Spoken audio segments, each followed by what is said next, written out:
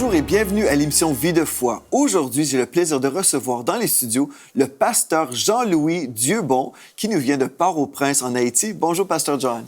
Bonjour, pasteur Joël. Gloire à Dieu, nous sommes bénis de vous recevoir encore une fois aujourd'hui à l'émission Vie de foi. Hier, nous avons parlé du changement des mentalités, d'être renouvelés dans nos pensées. Et puis aujourd'hui, on va poursuivre dans ce sujet que je crois est vraiment très important pour nous, les enfants de Dieu, mais aussi un sujet puissant pour vivre un changement.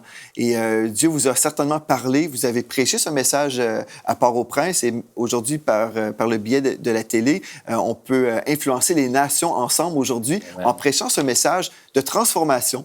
Et puis aujourd'hui, vous avez à cœur de nous parler du roi Saül, qui avait toute une mentalité, et plusieurs personnes dans les pays, peut-être du tiers-monde, ont cette même mentalité, et même au-delà, même partout à travers le monde, les gens peuvent avoir cette mentalité, mais heureusement, nous pouvons être transformés et avoir la mentalité de Christ, la pensée de Christ. Amen. Amen. Amen. C'est une très bonne semaine, très bonne émission. J'ai hâte de savoir combien de vies qui vont être bénies par cette émission. Amen. Et le sujet qu'on aborde pendant cette semaine, il est très timing, c'est pour cette saison même. Parce que hier, on avait parlé sur la capacité de penser. Ouais. Tout ce que le diable veut faire, c'est de voler cette capacité-là. J'avais pensé au verset, c'est Jean 10, le verset 10, qui nous dit que le voleur est venu pour voler, dérober, égorger, tuer et détruire. Ouais. Mais là, qu'est-ce que le voleur va voler? Et la santé, est-ce qu'il sait comment faire avec la santé? Est-ce que le diable a besoin de la santé dans son quartier général? Est-ce qu'il a besoin de finances dans son quartier général? Est-ce qu'il a besoin de famille? Il vient voler nos familles. La première chose qu'il va faire, c'est de voler notre capacité de penser. En volant cette capacité-là, vous allez vous-même vous détruire. C'est vrai, hein? Tomber dans l'auto-sabotage. La première chose que le diable a fait, c'est de voler sa capacité de penser pour qu'on s'arrête de penser de façon appropriée. Et là, en pensant bizarrement, sa vie devient bizarre. Il ne va pas voler, ce n'est pas votre finance, c'est vous qui cassez votre finance. Mais il va le faire par le biais des pensées. Par le biais des pensées. pensées. Par exemple, comme on l'a mentionné hier, si nos parents sont pauvres, Absolument. on s'imagine, on pense que nous serons aussi pauvres. Aussi pauvre. Vous cassez votre famille. Vous n'avez pas de bonne idée sur votre famille, elle est cassée. Ouais. Vous n'avez pas les bonnes idées sur vos enfants, ils sont devenus bizarres, arrogants ou je ne sais quoi. Et là, parce que l'homme est comme les pensées de son l'homme âme. est comme le pensée de son cœur. Le diable va placer devant toi une situation et tu vas parler en fonction de la situation. Tu vois ton fils qui prend une voie tordue et là tu dis, là, tu prends une voie tordue et là tu es bizarre, il n'y a aucun avenir pour toi. Tu parles en fonction de ce que tu vois et non en fonction de la destinée de Dieu pour ton enfant, même pour ta vie. Et là, tu vois une maladie, tu vas appeler tous les amis pour dire là, je suis malade. On a fait un diagnostic, je suis malade. Il va voler votre capacité de penser. Et en ce faisant, tu vas être gâté, tu es devenu faible et tu perds ta santé, tu perds ta finance, tu perds ta maison, tu perds ton boulot, tu perds ton entreprise. C'est ce qu'il va faire au premier abord. C'est de voler notre capacité de penser, malheureusement. Et vous, pasteur John, vous êtes dans un pays, Haïti, qui est un très beau pays, mais qui a vécu beaucoup de souffrances. Amen. Et vous auriez pu souffrir et demeurer avec une mentalité de victime, par exemple. Dire, eh bien, moi, je vis dans un pays qui a été touché par la guerre, par la corruption, et donc, voilà mon sort dans la vie. Mais vous êtes différent. Parce que vous avez pensé différemment, n'est-ce pas? Amen, c'est ça. Mais on va essayer de voir Saül. Quand il était en communion avec Dieu, le pays allait bon train. Et la progression, tout était en les victoires. Israël n'a jamais connu aucune défaite à cause de sa relation avec Dieu. Il pourrait penser de façon appropriée. Et là, on est dans un pays pauvre. Si on n'est pas en communion avec Dieu, on ne médite pas sur la parole de Dieu au quotidien. On n'est pas en prière, on n'est pas dans la lecture de la parole de Dieu. On n'est pas en communion avec des personnes qui pensent comme vous. Il faut qu'on crée un bon environnement. Tu comprends là? Il faut qu'on ait un très très bon environnement. Et là, on ne médite pas la parole, on n'est pas en communion avec Dieu. On va être comme ses contemporains. En d'autres mots, c'est important, notre entourage. Encore une fois, on revient sur l'entourage que j'ai mentionné dans d'autres émissions. Si on s'entoure avec des personnes défaitistes, toujours des personnes négatives, bien on va être influencé par ces gens-là. On doit créer un environnement avec des personnes qui pensent comme soi-même. On a une vision, on croit que c'est possible. Et là, chaque jour, on rencontre des mendiants, on rencontre des moustiques. Ils vont t'influencer. Il faut qu'on crée un environnement. Moi, là, dans mon pays, j'ai des amis que j'appelle. J'ai des amis à l'étranger qui ont le même rêve que moi, qui ont la même vision que moi. J'appelle mes acolytes une fois par semaine pour que la vision que Dieu m'a donnée soit renforcée. Ouais. Mais là, si on est là avec les gens malades, les gens moustiques, les gens qui voient, il n'y a pas de possibilité, il n'y a pas de moyens, il n'y a pas d'espoir pour Haïti, il n'y a pas d'espoir pour la jeunesse, l'Église va terminer comme ça, c'est tel que cela avait été, ça va être tout le temps à la permanence. Et là, on pense comme ça, et là, on est destitué. Il faut qu'on crée un environnement. Et ta famille est abracadabrante, et là, tu rencontres des autres familles qui sont abracadabrantes, tu rencontres les bonnes familles. Les pères responsables, les mères responsables, des familles de modèles. Et là, tu vas être influencé par de très, très bons modèles. Donc, si on est là, influencé par les mauvais modèles, avec les personnes qui n'ont pas de vision, les personnes malades, qui n'ont pas de bonnes paroles à dire, qui n'ont pas la foi dans la parole de Dieu, qui priorisent les circonstances, on est tout le temps avec eux, on va être comme eux. Mais vous avez pris une décision à un certain moment. Vous avez choisi de trier vos amitiés, n'est-ce pas? Absolument. Il faut qu'on fasse un constat. Au premier abord, on regarde. On dit, voilà, ce mode de vie-là, qu'est-ce qu'il donne comme résultat? C'est ça, hein? La façon de faire des autres, qu'est-ce que ça donne comme résultat? Zéro résultat. Et là, quand on fait comme les autres, on obtient comme les autres. C'est ça. Et là, on dit, voilà, j'aimerais prendre une autre voie, la voie du Seigneur. La communion avec le Saint-Esprit. Vous allez voir, vous allez recevoir des révélations. Moi, je n'ai pas fait des efforts pour être ce que je suis aujourd'hui. Ma relation avec Dieu facilite les choses, me permet de voir les choses avec des meilleures lunettes. Je vais vous dire, là, c'est absolument vrai ce que vous dites. Parce qu'on ne fait pas d'efforts pour faire ce que Dieu nous appelle à faire. Dieu, là, il recherche simplement des personnes obéissantes. Absolument. C'est tout. Il y a des personnes qui ont beaucoup de talent. Il y a des personnes qui sont vraiment plus talentueuses que moi, que vous. Il y a des gens doués avec des dons, des talents de Dieu. Absolument. Mais ces gens-là refusent de marcher dans l'obéissance. Donc, Dieu doit prendre quelqu'un d'autre. Absolument. Donc, vraiment, la vie chrétienne est simple. Moi, je dis, c'est très, très simple. La vie chrétienne, c'est de dire oui à Dieu. L'obéissance, c'est ça que Dieu recherche. L'obéissance vaut mieux que le sacrifice. Amen. Et si on est prêt à être obéissant, Dieu va se servir de nous. Amen. Et là, on ne peut pas accuser. Beaucoup accusent leur pays. Ouais. Beaucoup accusent leur famille. Beaucoup accusent leur communauté. Oh, c'est à cause de mes parents, c'est à cause de ma patrie, à cause de ma communauté, à cause du gouvernement, à cause de ceux qui avaient pris de mauvaises décisions. Écoute, Abraham était dans une famille très pourrie. Ouais. Les gens servaient les idoles. Ses parents, son papa, sa maman, ses cousins étaient des personnes bizarres. Mais Dieu a vu dans le cœur d'Abraham un homme qui avait une autre mentalité. Un homme qui était prêt à suivre sa voie. Et Dieu a dit, ah bon, tu vas sortir.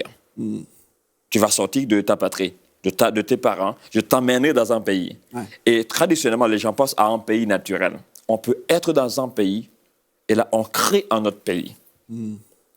On peut être dans un pays de pauvreté, on crée un pays à l'intérieur d'un pays, d'une nation. On peut sortir d'Haïti pendant qu'on est encore à Haïti. On mange avec les Haïtiens. On peut sortir de l'Afrique pendant qu'on est encore de l'Afrique. On mange avec les Africains. Ouais. On peut encore en Amérique. Ouais. Et là, on n'est pas en Amérique, malgré qu'on mange avec les Américains. Parce qu'on peut sortir d'une mentalité. Ouais. Et là, tu quittes ta patrie. Et tes parents. C'est toute une mentalité avec lesquels tu étais attaché dans le passé. Ouais. Tu dois laisser tomber pour embrasser une nouvelle façon de faire. Et peu importe le pays, même si, admettons, je parle à des amis en Europe en ce moment, qui se disent « Ah, ben je suis dans un pays béni ». Mais en fait, la bénédiction là, n'est pas en France ou en Belgique, peu importe le pays. En fait, notre patrie, c'est la Nouvelle Jérusalem. Absolument. Notre patrie, c'est le ciel. Donc, on devrait vivre dans cette patrie céleste aujourd'hui même, dans la dimension spirituelle, pour influencer les gens dans le naturel. C'est un environnement de Dieu, un environnement qui est approprié au plan de Dieu.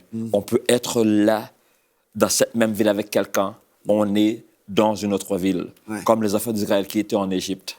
C'était le même pays, la même nation, mais il y a un Goshen. Il y avait un endroit qui était particulier. On peut créer cet endroit de particulier si on apprend à développer une relation avec Dieu. Mais Saül, vous avez mentionné, bon, c'est un homme qui a été une influence, mais qui a aussi été influencé par ses pensées négatives. Saül, c'est un modèle Et c'est un modèle de leadership, on va essayer d'étudier, mais quand il avait démarré son leadership, il n'était pas appelé à être roi, parce qu'il venait de la tribu de Benjamin. C'était la tribu de Juda qui était qualifiée à produire des rois. Ouais. Il avait rencontré le prophète Samuel. Cette rencontre-là avait changé drastiquement sa vie. Et après, il va emmener à la royauté. Le jour pour son inauguration, quand on fait appel à lui, il se cachait. Complexe d'infériorité, parce qu'il est tiré d'une classe moyenne. Ouais. Son papa était un éleveur d'ânes. Et là, il pensait qu'il n'était pas trop bon, trop confiant de lui-même. Ça arrive, beaucoup de gens. Et après, il va entrer dans le gouvernement. Il va remettre tout un système en place. Vous savez, c'était une nation gérée par des juges. Ouais. Chaque tribu avait sa propre façon de faire. Pour amener l'ordre, un gouvernement, un système, une armée, c'était très compliqué. Ouais. Mais là, sa communion avec Dieu au départ lui a permis de faire une très grande différence, de mettre la nation sur la rail. Et après, il commençait par grandir. Il a renouvelé sa pensée. La première chose qu'il a faite, il a dit maintenant, je ne suis plus un éleveur d'ânes. Je ne suis plus de la classe moyenne. Je suis un roi. Au premier abord, dans sa relation avec Dieu, il a pu voir que maintenant, il n'est plus un éleveur d'ânes. Il n'est plus quelqu'un qui était parti chercher l'âne de son papa qui était perdu. Il est maintenant dans le gouvernement pour être roi sur Israël. Sa relation avec lui a permis de voir tout ça là. Ouais. Et après, il commençait par grandir. Finalement, il va casser sa relation avec Dieu. Il va commencer par prioriser soi-même.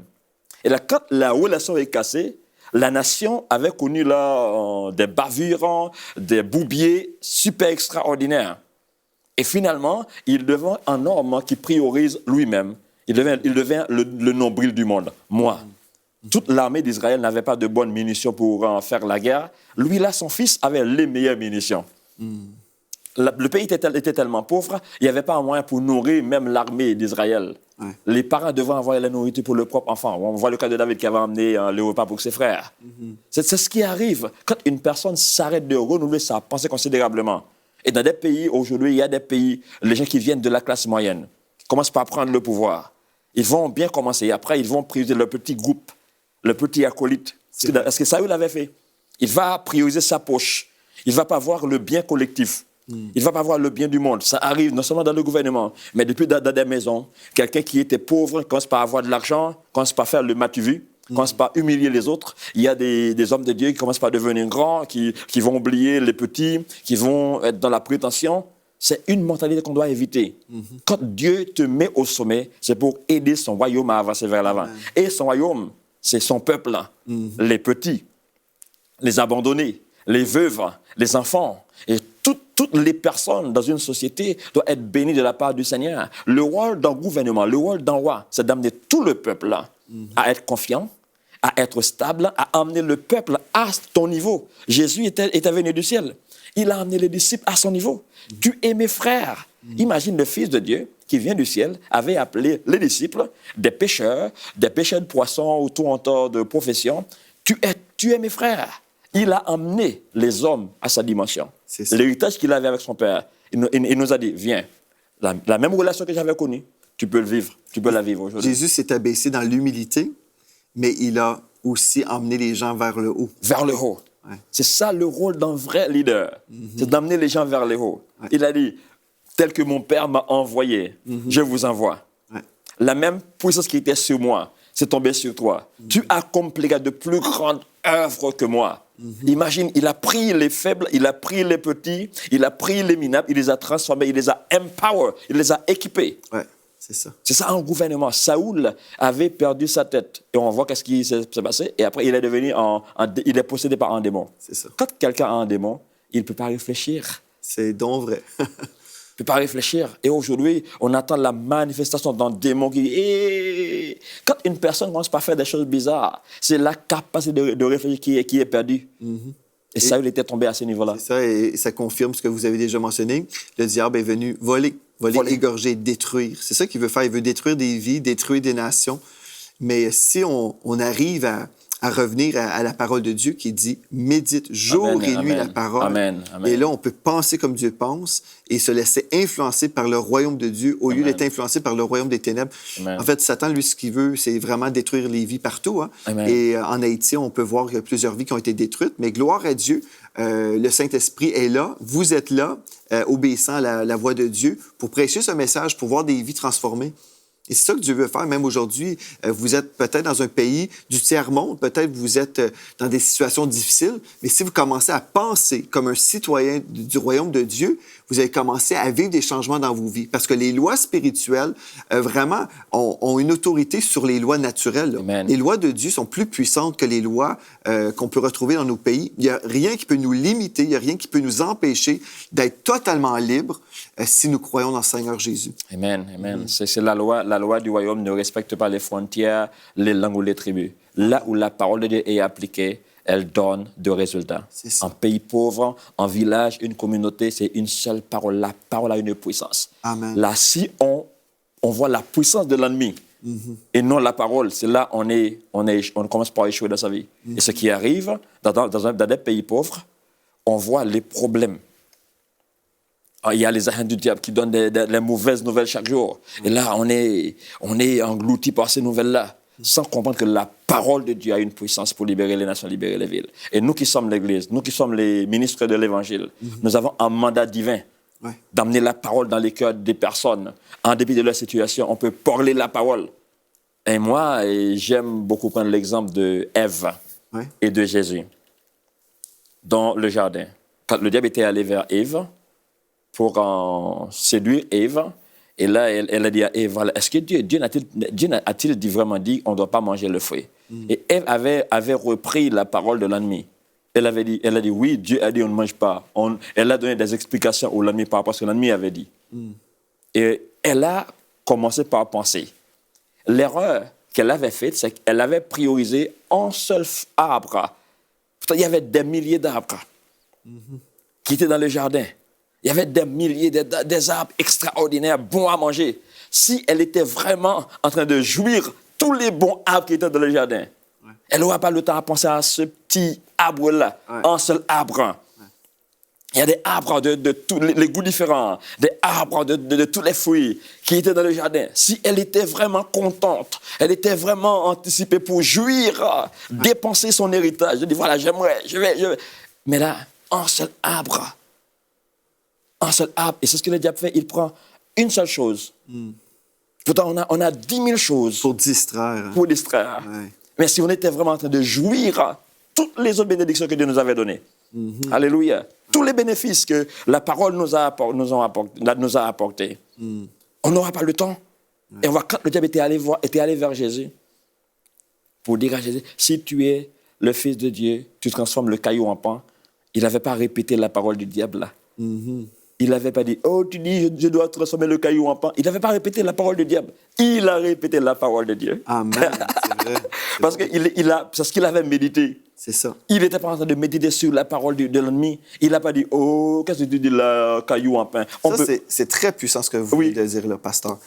Plusieurs chrétiens méditent sur les paroles du diable au lieu de méditer sur la parole de Dieu. Voilà. C'est une très grande puissance. Voilà. Amen. C'est vrai, ça. Parce que le diable vient avec ses paroles de mensonge. Voilà. Et là, les chrétiens commencent à méditer sur le mensonge. Absolument. L'homme est comme les pensées de son âme. Et une pensée, c'est toujours, comme je l'ai dit souvent, c'est une vision. Amen. Une pensée, c'est une vision. Si Alléluia. je pense à un fruit, bien, là, je peux voir un fruit littéralement, mais si je n'avais pas ce fruit-là, je pourrais imaginer une pomme, n'est-ce pas? Je peux voir quelque chose parce que ma pensée se traduit toujours par des visions. Amen. Et si on a la vision du diable devant nous, on s'en va avec le diable. Mais si on peut méditer sur la parole de Dieu, bien, on va vivre ce que Dieu dit. Donc, Jésus a été notre modèle parfait, encore une fois. Il a dit, il est écrit. Il a ignoré ce que l'ennemi avait dit. Il n'a pas repris la parole de l'ennemi. Il a repris la parole de son papa, la parole de Dieu. Et le diable va venir avec une idée pour te dire, voilà, si tu fais cela, tu vas être valorisé. Toi, tu avais déjà de la valeur. Oui, c'est ça. Tu étais déjà importante aux yeux de Dieu. Mais là, à cause de l'ignorance par rapport à qui tu es, il va dire à Ève, quand tu vas faire, tu vas être comme Dieu. Ève était couverte de gloire. C'est ça. Aucun vêtement. C'est ça. Elle était couverte de gloire, couverte de la gloire du Seigneur. Mais là, elle est-ce que les gens, est-ce que je peux pas avoir ça? C'est le manque de gratitude qui pousse les gens à tomber dans le péché. Manque de gratitude par rapport à ce que Dieu avait déjà fait. Manque de gratitude. Et là, l'ennemi va venir. Quand on est dans le manque de gratitude, l'ennemi va exploiter cela.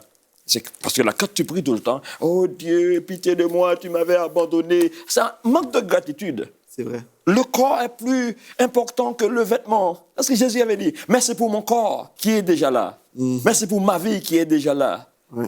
Et en étant reconnaissant, Dieu va envoyer sa bénédiction. Une des choses que vous venez de mentionner, une chose importante aussi, on pense à Adam et Ève. Quand Dieu les a créés, nous lisons, après le péché, ils ont découvert qu'ils étaient nus. Absolument. Mais dans Ézéchiel, chapitre 1 et au verset 27, il est écrit, ici c'est la vision que Ézéchiel a eue de Dieu. « Je vis comme du feu et comme une lumière éclatante dont il était environné, tel l'aspect de l'arc qui est dans la nuit et un jour de pluie. Ainsi était l'aspect de cette lumière éclatante qui l'entourait. C'était une image de la gloire de l'Éternel. Nous savons qu'Adam et Ève ont été créés à l'image de Dieu. Et l'image de Dieu qu'on retrouve ici, là, dans Ézéchiel 1, verset 28, c'est l'image de Dieu. C'est l'image de la gloire de l'Éternel. Donc, Adam et Ève ont été revêtus de lumière, d'une lumière éclatante. Et c'est pour ça que quand ils ont chuté dans le péché, la lumière est disparue. Ils sont retrouvés nus, littéralement nus. Et c'est ça que le diable veut faire. Il veut, par le mensonge, nous voler de la gloire de Dieu, de notre héritage. Il veut nous voler. Et qu'on se sente, justement, comme Adam et Ève, dans la nudité, dans la pauvreté. On est comme volé de toutes ces choses-là. Mais si on réalise, la Bible nous dit tous ont péché, sont privés de la gloire de Dieu. Mais quand nous sommes justifiés, la gloire de Dieu revient.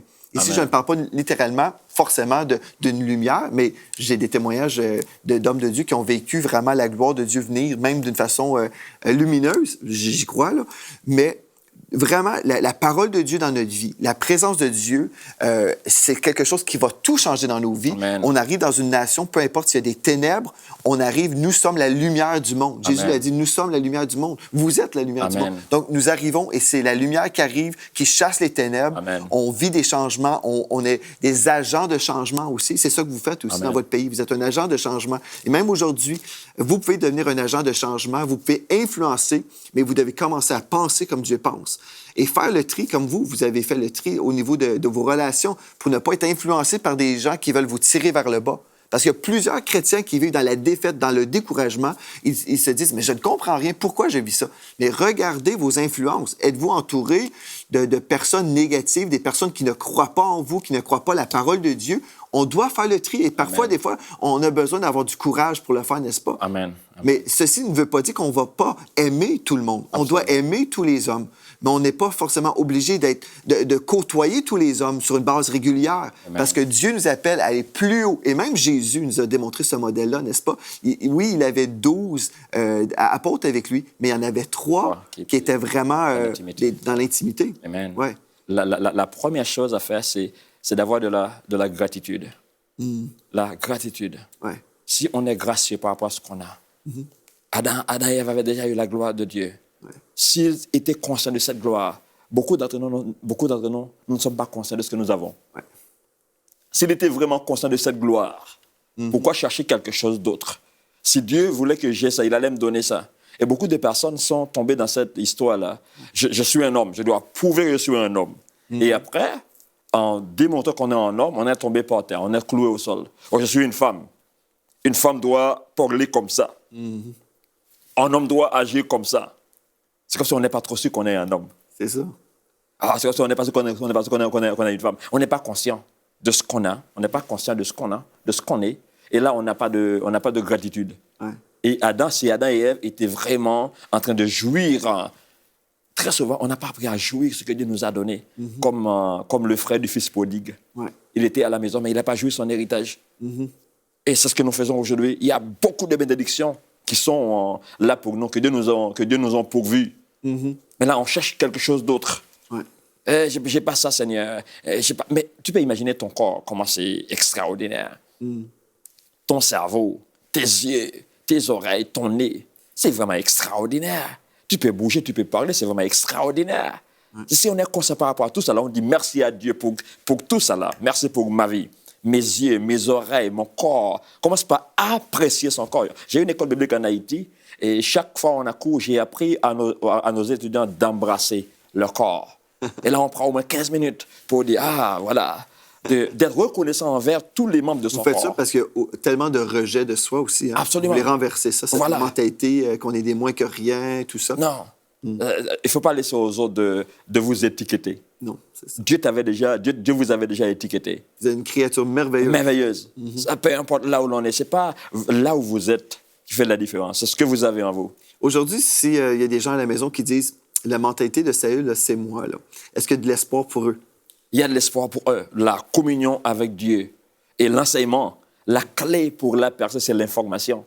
Et ces gens d'émission, c'est pour transmettre les informations aux personnes. Beaucoup de gens sont tombés dans des travers parce qu'ils sont dans des coins là où l'information n'est pas disponible. Ouais. C'est l'ignorance qui s'installe. Pour renverser tout ça, là, on sait qu'on doit vraiment connaître notre identité en Christ, n'est-ce pas? Absolument. C'est le point fondamental. Qui on est en Christ. Nous sommes en Christ. Ouais. Et nous avons une position légale. On médite vraiment sur notre identité en Christ. Finalement, quand l'ennemi va venir avec ses mensonges, on va pouvoir discerner et chasser ces pensées-là et ne pas méditer, surtout pas. Hein. Un policier peut être armé avec toutes les armes possibles. S'il ne connaît pas s'il est un policier, un petit gringalet peut venir là et lui dire « mets-toi à genoux ». Pourtant, il est armé, il a toutes les armes possibles. Pourquoi il va minoter le gringalet? Parce qu'il est au courant, par rapport à qui il est. C'est ça. Il connaît sa position comme homme policier. Quand quelque chose vient devant nous, la première chose à faire, qui je suis? C'est ça, absolument. Je pense à une histoire, il y avait une femme dans un magasin, elle était propriétaire d'un petit magasin, et puis il y avait un voleur qui est rentré dans le magasin, et puis il a dit « Tu vas me donner ton argent? » Elle a dit « Oh non. » Et puis « Je suis un enfant de Dieu. » Et puis elle a commencé à déclarer qui elle était. Et puis l'homme a pris la porte parce qu'il a découvert que cette femme était revêtue d'une onction sur sa vie. Absolument. Et elle savait qui elle était. Et puis non, mon Dieu va faire ceci ou cela. Et puis elle a commencé à déclarer la vérité. Amen. Sans avoir un esprit de crainte, mais elle était convaincue dans la puissance de Dieu. Et si on est convaincu que Dieu est avec nous, qui nous sommes en Christ, nous sommes convaincus de ces choses-là, nous pensons comme Dieu pense, et puis nous pouvons vivre ce que Dieu veut qu'on vive. Mais pour y arriver, on doit faire du ménage et puis dire, bon, je vais balayer toutes ces pensées négatives, tous ces mensonges de l'ennemi. Surtout, je ne veux pas méditer sur le mensonge. Voilà. Et je vais toujours me rappeler, comme Jésus a fait, il est écrit. Amen. Et si on fait ça, on est en chemin vers la victoire. Bien, merci beaucoup, Pasteur John. Nous avons été bénis encore une fois aujourd'hui. On aimerait ça vous inviter à la maison. Si vous avez été bénis, visitez le site web enseigne-moi.com. Vous pouvez toujours revoir les émissions. L'émission que vous avez possiblement ratée hier, tout est disponible sur la page Vie de foi sur enseigne-moi.com. On veut également vous rappeler que si vous avez un témoignage spécial cette semaine, écrivez-moi à videfoi@enseigne-moi.com. videfoi@enseigne-moi.com. On aime toujours recevoir vos témoignages de vie transformés. On va poursuivre demain avec ce sujet béni et on veut vous inviter également d'être là demain. D'ici à demain, soyez richement bénis. Merci.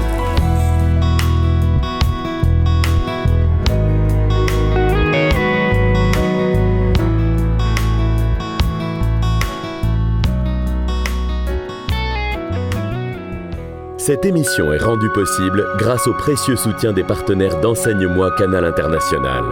Retrouvez tous nos programmes sur emcitv.com.